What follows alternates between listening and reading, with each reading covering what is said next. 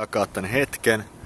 Mä en oo nähnyt vielä yhtään alas, joten mä haluan jakaa tän hetken, kun mä näen täältä alas ekan kerran. Wow. Tässä on nyt muus kotimaa.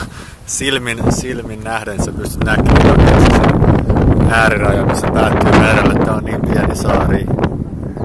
Ja mut kato.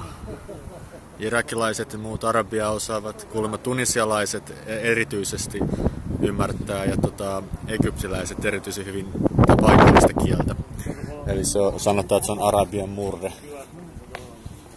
Eli jos mä opin sen täällä, ja se on vähän helpompi oppia mun, kun sitä kirjoitetaan tolleen normaalisti niin kuin somaliaa eikä millään arabialaisella kirjaimella. Niin mä voisin oppia ton, ja sitten kun mä puhun yhtä arabian murretta nimeltä Malta, niin sitten mä voinkin